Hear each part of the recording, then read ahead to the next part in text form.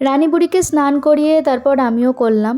সকালে একবার ও বাড়ি থেকে বেরোনোর আগে গা ধুয়েছিলাম, কিন্তু মনেই হচ্ছে না যে দুবার করা হয়ে গেল। ওই স্নান করার পর একটু সময় যা রিলিফ হচ্ছে, তারপর আবার যেই কাজ সেই। বাবা বাজার করে চলে এসেছে, আবার আইসক্রিম খাচ্ছি, বাবাই নিয়ে এসেছিল। ঢকঢক করে শুধু জল খাচ্ছি আর ঠান্ডা খাচ্ছি, আর কিচ্ছু খেতে ইচ্ছে করছে না। আজকে বাবা ইলিশ মাছ নিয়ে এসেছে। এই মাছটা কেনার জন্য গিয়েছিল সেই স্বর্ণময়ী বাজার, যেটা আমাদের বাড়ির থেকে অনেকটাই দূর। আমাদের এখানে সব রকমের মাছ তুমি চাইলেই পাবে না। ভালো মাছ আনতে গেলে বা লোকজন আসলে বাবা স্বর্ণময়ী বাজারেই যায় মাছ কিনতে। তো আজকে বেশ জাম্বো সাইজের ইলিশ মাছ এনেছে। কতদিন পর যে এরকম ইলিশ খাবো, মাছটা দেখেই শরীর মন সব ভালো হয়ে গেল। ইলিশ আমার ভীষণ ফেভারিট। তো এতটা মাছ একদিনও তো মোটেই খাবো না। ভেবেছিলাম অল্প করে একটু ভাপা করব, কিন্তু হাতের সামনে বড় কোনো সেরকম টিফিন কোটও পেলাম না, কোনো কন্টেনারও পেলাম না। তাই কড়াই করে নেব। ওই সর্ষে ইলিশ করব, সর্ষে পোস্ত একটু টক দই দিয়ে।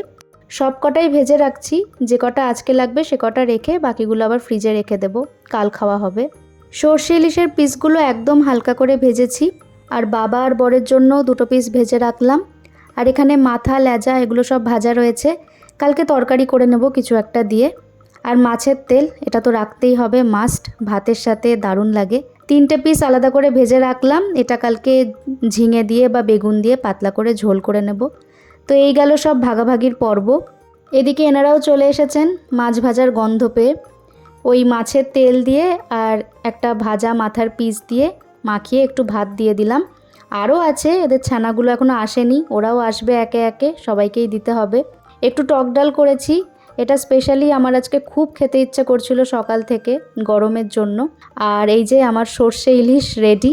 গরমের কথা ভেবে খুব একটা বেশি রিচ করিনি। ইলিশ মাছ যত সিম্পলভাবে রান্না করা যায় ততই ভালো লাগে। তো একেবারে সব বেড়ে দিলাম, ওদেরও স্নান হয়ে গেছে, এবার খেতে বসবে। ডাল, মাছ আর ভাত, ব্যাস, বেশি ঝামেলা বাড়াইনি।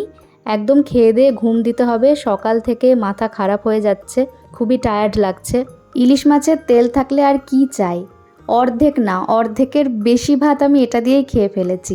যারা ইলিশ মাছ খেতে আমরা ভালোবাসি, ইলিশ মাছের এই গন্ধটার জন্যই আমরা পাগল।